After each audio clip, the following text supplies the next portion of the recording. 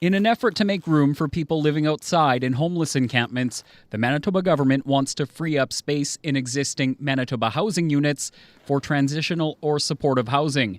It wants to do this in part by helping current tenants best positioned to succeed move from public housing into the private market with additional financial help. Manitoba Housing resident Leanne Dacey likes the idea. She works full-time but says she wouldn't be able to afford a place in the private market without more help from the government. I've been looking, but it's really hard to try to find something with not that good of a budget. I mean, I'm just making it by right now with paying $826 a month. Right now, her rent is based on her income. She pays $826 per month. Dacey recently looked at a privately owned two-bedroom rental unit for $1,100 per month. For a place like that, she'd need an additional $274 per month from the province to afford the move.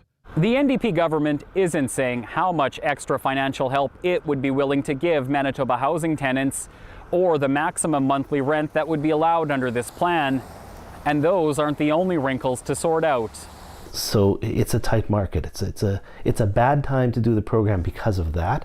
Avram Sharak with the Professional Property Managers Association of Manitoba supports the plan, but he points out Winnipeg's vacancy rate is 1.7%, and the average rent for a two-bedroom apartment is a little more than $1,500 per month. You're talking about a few hundred units available and thousands of people looking for them. There are also several thousand people on the waiting list for a Manitoba housing unit. The minister in charge, Bernadette Smith, says the government hasn't set a target for how many households would need to move to free up existing suites. That's really based on how many people are willing to move. So we're not asking or kicking people out, right? So it's voluntary based. But not everyone sees the private market as the answer. Resource Assistance for Youth Director of Housing Talia Potash says moving people who have been living stably in Manitoba Housing may put them in a more precarious situation if the rent top-ups being promised are ever taken away. If it's paused or if it's pulled, if we have a change of government, everyone will be at risk of eviction.